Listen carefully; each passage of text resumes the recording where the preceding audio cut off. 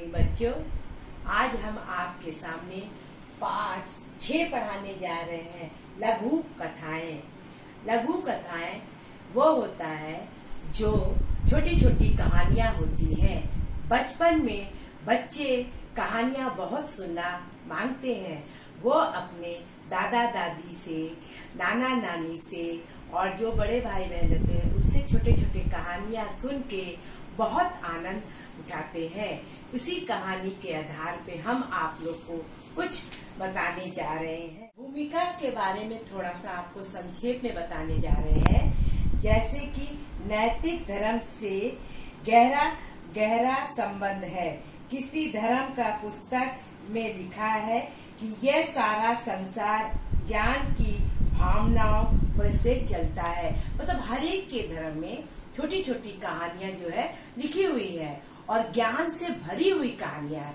ये नहीं कि ऐसी वैसी कहानियां धर्म के पुस्तक में लिखी होंगी। ज्ञान से उसको बहुत ध्यान से पढ़ा जाए तो हम लोग को बहुत ही नॉलेज होगा, और जब नॉलेज होगा तो हम लोग बच्चों को बहुत अच्छी तरह से बता सकते हैं। के भावनाओं में जीवन के प्रत्येक क्षेत्र में इतनी उन्नति कर रही है। मनुष्य प्रवृत्ति सुख सुविधाओं में लग जा रही है। मतलब ये है समाज के प्रति भी हमको जो है भावनाओं को जागृत करना चाहिए, और समाज के साथ रह के भी बहुत कुछ हम लोग सीखते हैं। बहुत सी ज्ञान की बातों को सीखते हैं। इसलिए जो है हमको समाज के साथ भी मिलकर चलना चाहिए। नैतिक के अभाव पे लोग प्रेम की सहयोग और सत्य, न्याय, क्षमता, अहिंसा, देशभक्ति, नारी का सम्मान आदि की कमी होती जा रही है। नैतिकता का स्वरूप इतना व्यापक है कि किसी भी सीमा में नहीं बंध जा सकता है। नैतिकता समाज में रहकर विकसित हो जाती है। मतलब कि नैतिकता की इतनी जो है व्यापक हो रहा है। धर्म के बारे में लोग इतना कुछ बता रहे हैं कि वो बहुत अधिक ज्यादातर वो जो है बढ़ता चला जा रहा है। इसलिए जो है हमको ये जो है भूमिका में इसके साथ जो है ये जुड़ा हुआ है। पहला पॉइंट है श्रद्धा। श्रद्धा जो है हमको ईश्वर के लगाव से, नैतिकता से संबंधित है, गुरु लोग के से संबंधित है।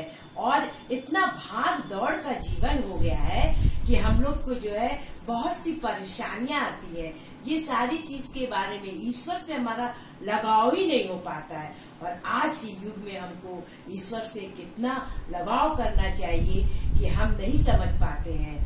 और जैसे कि देखिए आपके सामने महामारी का इतनी समस्या होती है। हम लोग इधर उधर भाग रहे हैं, दौड़ रहे हैं, दूसरों को समझा रहे हैं, बता रहे हैं कि आप ऐसा मत करिए, वैसा मत करिए, और तब उसके बाद हम लोग सब यही कहते हैं कि आप लोग जो है ईश्वर से अपना लगाव रखिए। और जब ईश्वर से लगाव रखेंगे तो हमको बहुत ज्यादा जो है अनुभव का ज्ञान होगा। नैतिकता का शिक्षा भी मूल उद्देश्य यही है कि समाज में लेने के साथ साथ देने की भावना भी विकसित हो। आज ज्ञान के जीवन में प्रत्येक क्षेत्र इतनी उन्नति कर रही है। मनुष्य की प्रवृत्ति सुख सुविधाएं प्राप्त करने की ओर जा रही है। इससे नैतिक का पतन हो रहा है।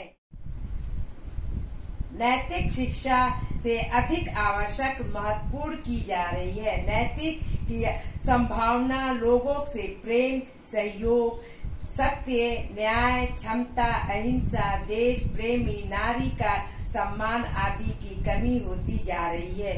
ये सारी चीज जो है नैतिकता के से आधार पे वो जो है सारी जो है समस्या जो है बढ़ती चली जा रही है। और जैसे प्रेम की भावना जो है कम होती जा रही है। और इसीलिए जो है हम लोग को श्रद्धा की भावना बहुत रखना है, क्योंकि जब हम लोग ईश्वर से अपना लगाव रखेंगे तो हमको जो है जब ज्ञान मिलेगा तो हम अच्छी अच्छी बातों को लोगों के सामने रखेंगे कि हमारे धर्म में ये लिखा है, आपके धर्म में ये लिखा है, और सबके धर्म में यही लिखा है कि आप जो है अच्छे से सबकी देखभाल करें।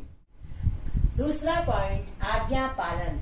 आज्ञा पालन जो है हम लोग को, छोटों को, बड़ों का आज्ञा का पालन करना चाहिए, बड़ों को छोटों का आज्ञा का पालन करना चाहिए। हम लोग जो है आज के युग में बच्चे आज्ञा का पालन नहीं करते हैं। उनसे जब अगर कुछ बोला जाता है तो वो कुछ भी बोल के चले जाते हैं। ये बहुत अच्छी बात नहीं है। हमको आज्ञा का पालन हमको गुरु के आज्ञा का पालन सबसे अच्छी तरह से करना, क्योंकि गुरु ही ऐसा इंसान है जो ईश्वर से भी बड़ा माना जाता है। और जब उसको मानोगे, गुरु की आज्ञा का पालन करोगे, तो गुरु जो है आपको बहुत ऊंचा उठा देगा। और ये भी है कि गुरु का जब आज्ञा का पालन नहीं करोगे तो वो बहुत नीचा भी कर देगा और आपको समझ में नहीं आएगा। इसलिए हमें गुरु का बहुत आदर करना चाहिए। और चिकित्सा के द्वारा ही दी गई औषधियाँ तथा उसके निर्देश विश्वास नहीं करने पर वह औषधियाँ उपयोग सिद्ध नहीं हो सकती है। अतः श्रद्धा ही की भावना से ये होती है।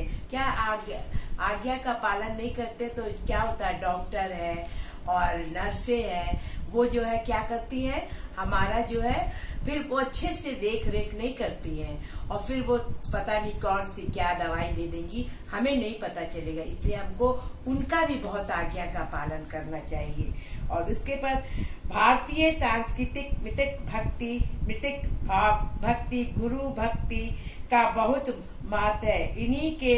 इन्हीं के द्वारा आज्ञा पालन का पठन पाठ पढ़ाया जाता है। इन्हें गुरु की भक्ति के माध्यम से आज्ञा का एक उदाहरण इस प्रकार से है। आज्ञा पालन में एक कथा है जो आपको हम बताने जा रहे हैं। गुरुजी पढ़ा रहे थे और बच्चे जो है पढ़ रहे थे। अचानक क्या हुआ कि खूब जोर से पानी गिरने लगा और जब पानी गिरने लगा तो क्या हुआ कि खेत का मेड़ जो था, मेड़ वो होता है जो बंधा होता है, उसी में वो क्या हुआ, उस जोर से पानी के बहाव से मेड़ जो है कट गया और जब कट गया तो सारा पानी स्कूल के अंदर की ओर आने लगा था। उसमें से जब मास्टर साहब ने कहा कि कोई बच्चा जाके मेड़ को बांध दे, तो उसमें जो पढ़ने वाला बहुत अच्छा बच्चा था, आज्ञा का पालन करने वाला, वो बच्चा उठा और जाके देखा मेड़ बांधने के लिए कोई साधन नहीं दिख रहा था। उसने सोचा मैं गुरु का आज्ञा का पालन कैसे तोड़ूं। बस क्या हुआ कि वो जो था उस मेड़ की जगह पूरा जो है वो लेट गया और उसने पानी के बहाव को रोक दिया और इससे क्या हुआ कि उस पानी के बहाव से उसके शरीर पे बहुत बुरा प्रभाव पड़ा और वो जो है बेहोश होके वहीं पे पड़ा रहा। जब वो लौट के नहीं आया तो गुरु ने कहा कि जाके हम देखें क्या बात है। और जब वो जाके देखते हैं तो देखते हैं कि बच्चा वहां पे बेहोश होके पड़ा है, लेकिन वो बच्चे के द्वारा पानी जो है इधर नहीं आने पाया। तब गुरुजी ने क्या कहा कि गुरुजी गदगद हो गए, मतलब इतना ज्यादा खुश हो गए। जब बच्चा जो होता है ना, जब टीचर का किसी का कहना मानता है और उसका आज्ञा का पालन करता है तो टीचर बहुत खुश हो जाती है। गदगद का मतलब बहुत खुश हो जाना।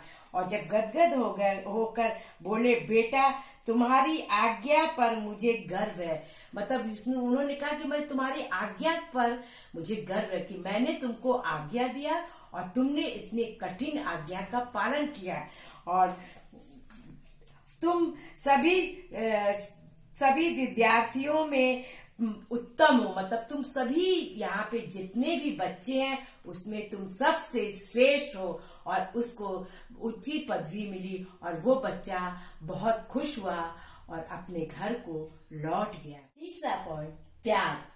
त्याग भी हमारे जीवन में बहुत ही महत्वपूर्ण है और उसमें जो है मानवीय गुणों के त्याग सर्वश्रेष्ठ है। मतलब मानवीय जीवन में, मतलब हम लोग के जीवन में त्याग करना बहुत जरूरी है।